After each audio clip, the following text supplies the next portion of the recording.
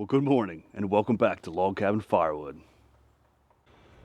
So my name is Jack and thanks for tuning in. Today is all about the Central Boiler 760 Classic Edge. Let's talk about this thing.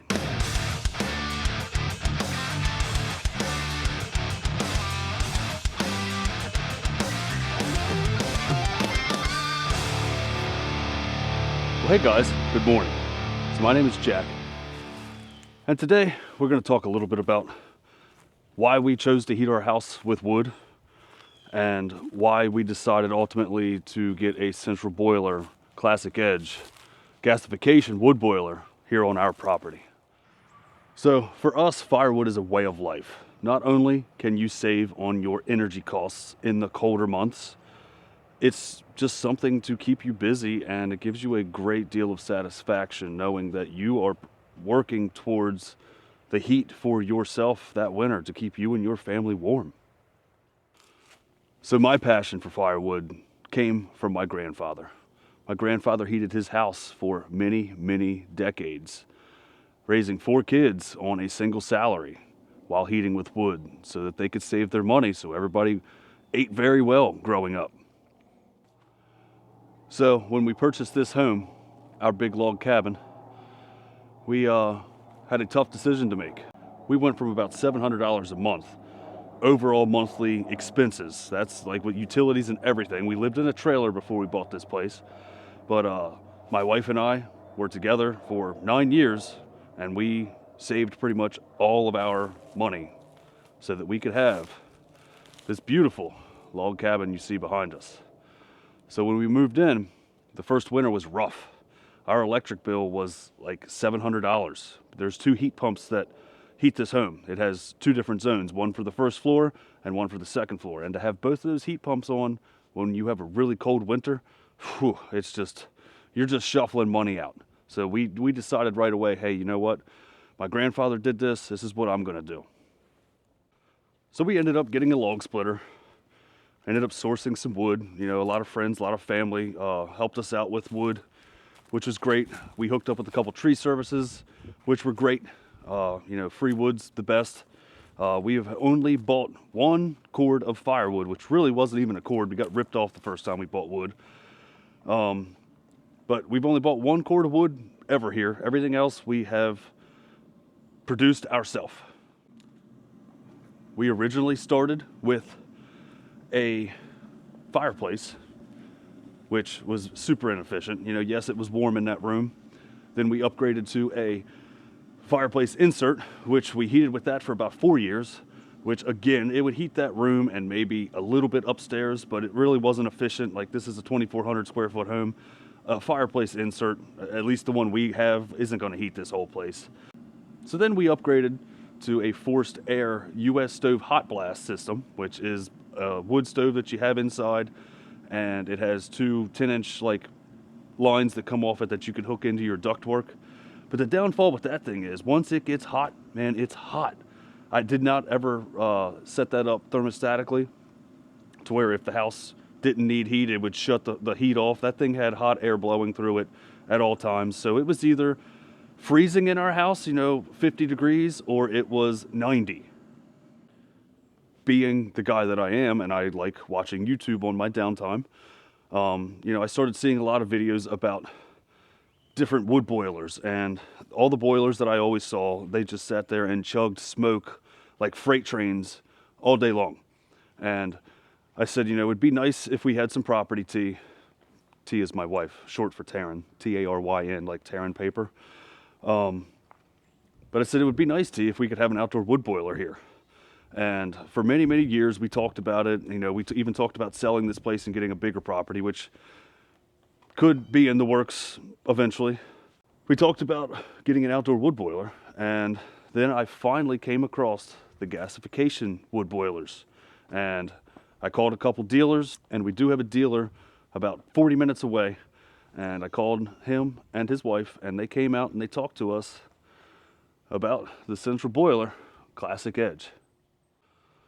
So this is a Central Boiler Classic Edge 760. And these are the ones with the titanium firebox. So this is the titanium HDX series.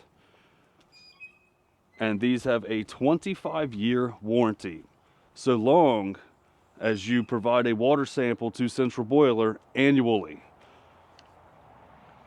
If you do not provide a water sample to Central Boiler annually, they will completely cancel your warranty on this unit.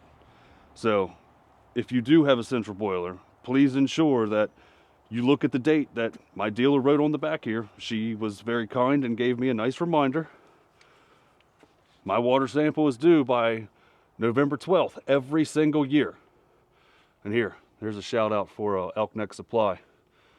They do have boilers in stock. They service boilers in the Delmarva area, and they also go up into New Jersey. And I think they even went to Maine one time. If you guys need anything, pause the video and get their number and give them a call or shoot them an email. But again, to have this 25-year warranty, you have to always send them a good water sample. So one of the reasons we decided to go with a gasification boiler is because I do have neighbors. I have a house right there. I have a house right here. We have a house in the distance back here, and we have 2 houses over here. So one of the things you must consider when getting an outdoor wood boiler, gasification or a conventional one, traditional, whatever you want to call it, you got to pay attention to your prevailing winds. And that just means the direction of the wind that is blowing during the cooler months.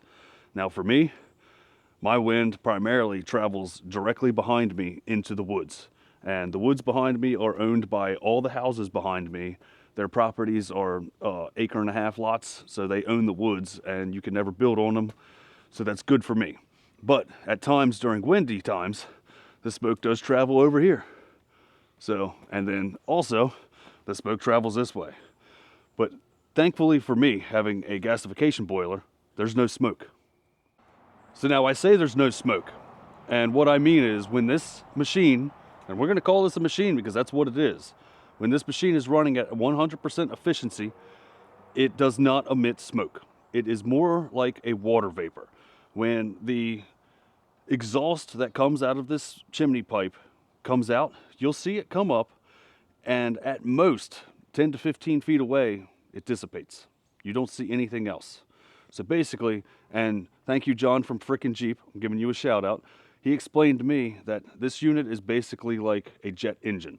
And the jets burn their fuel so efficiently because it goes through those turbines over and over and over again that it pretty much puts out a water vapor as its emission. So the little bit of smoke, we're going to call it smoke, that comes out of the chimney pipe here is really the last 14 to 15% of moisture that is in your wood. We've had this going for 5 weeks now. And oh my goodness, we've already burned 1 full cord in 5 weeks. Now, that's actually pretty good. For this thing running, heating my house, keeping my house at 73 degrees, keeping my garage at about 67 degrees, and having endless hot water, I'm okay with burning 1 full cord in 5 weeks. That's super, super efficient, in my opinion. These machines run their best when you have them set up on a 12-hour burn cycle. So I leave for work in the mornings at 4 a.m. So I'm out here at 3:45 every day, loading this thing up. And if I'm not home in 12 hours, my wife comes out here and loads it up when she gets home, between 4:30 and 5. So we're actually getting about 13 to 14 hours out of this thing by how much we load in this boiler. But they say they run their best on 12-hour burn cycles. So it's actually really nice sleeping throughout the night, because with my stove that I had in the basement, we were up every 2 hours filling that thing up. I never got a good night's rest in the wintertime. I was very grumpy. I was very angry. Miss T did not like me in the wintertime. And if I asked her to fill that thing up, Miss T didn't like me. And we all know a happy wife is a happy life. So this is the Firestar controller. And we are at 166 degrees right now. And that's meaning that the 330 gallons that this particular unit holds, that's the water temp right now. Now I have this set up on a 20-degree differential. So it's actually going to kick up when we drop 1 more degree, which is going to be soon. So I kind of timed this one perfectly to come out here so I could show you the emissions that this thing will put out once it gets to 100% efficiency. But my target is 185, and we have it set up at a 20-degree differential. So it'll turn on at 165, and then it will shut itself off once it hits 185 degrees. So the Firestar controller on this thing's 100% computer operated. It does what it needs to do. It knows when to open its dampers, the primary and the secondary. It knows when to shut those off. It also knows when to go into a pulse setting. And the pulse is what will keep the embers alive in this on like warmer days where the house isn't calling for heat, but you still got to keep a fire going in this thing. I have mine set up so every 20 minutes, the reaction chamber will kick on, and once the reaction chamber hits 225 degrees, it shuts off. That way I'm keeping a good coal bed, so when the house does call for heat, this thing's it's ready to go.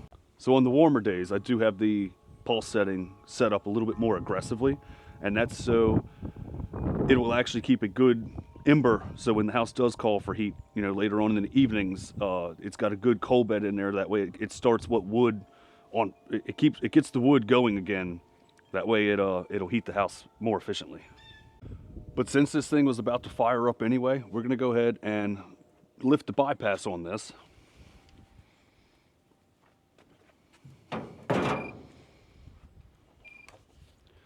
And we got to wait 15 seconds, which I talked about in that other video. But you might see behind me, there might be a little bit of smoke to come out here because it was just on a pulse setting about 15 minutes ago. So it was probably getting ready to kick off its pulse anyway. But I'll show you that there's not a fire in this thing right now like your traditional boilers. It only keeps a small ember going when it needs heat.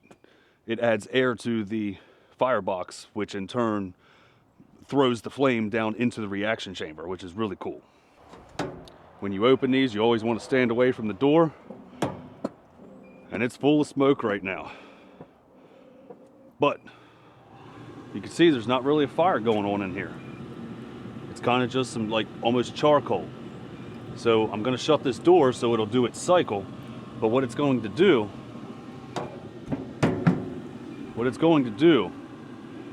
my primary and my secondary air is going to blow air into the firebox, which in turn blows everything down into the bottom, where it will sit there and just turn and turn and turn until it pretty much cooks out all of the smoke.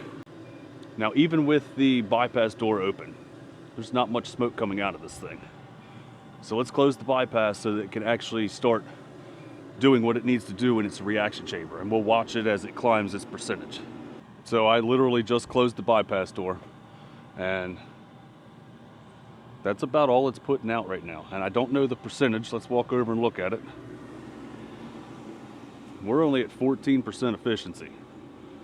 So we'll have to pay attention to this and we'll watch it. We'll see if we can hit 100% during this burn cycle. That's what you're trying to achieve during your burn cycles. You can see it already climbed 1%. You want to have a good coal bed in here, that way it will achieve 100% during your burn cycles every single time. So it has been about 10 minutes. Let's walk over here and see how the efficiency is of this so far. So we are sitting at 82%, and we have gained 10 degrees since forcing this into its cycle, since I started it up about, I don't know, probably a minute before it was going to go. But 82%. Can you see anything coming out of this? I can't. So when it hits 100%, it's even cleaner. Now this all depends on what you're burning. These gasification boilers, you cannot just go cut a tree down, throw it in your truck, and chuck it in here in big round pieces. However, if you have good seasoned wood like I do, you can throw a couple of non-seasoned pieces on top of your load that you need for 12 hours. So I could stack up, 4 big armfuls of nice seasoned stuff, and then I could throw a couple good chunks of like rounds on top, and the stuff that's seasoned will actually dry the stuff out on top, so when it gets down to where it's into the coal bed, it's not sitting there just boiling water out of it. These gassers are known to gum up. If you're burning unseasoned wood in these, you're not going to have a good experience with this. These gassers are very finicky. They just like dry wood. If you know what you're doing and you're a woodie like me, you're not going to have a problem. But again, these aren't like your traditional boilers where you could just chuck trees in there as you cut them down from your property. You have to split this stuff open, try to get it down below 20% moisture, and you're going to have an excellent time. I mean, like I said, I have neighbors, and that was one of my biggest concerns. And I can also show you what a cord of ash looks like so far. I mean, it blows my mind how little ash this thing actually produces cooking a cord of wood. Let me show you that real quick.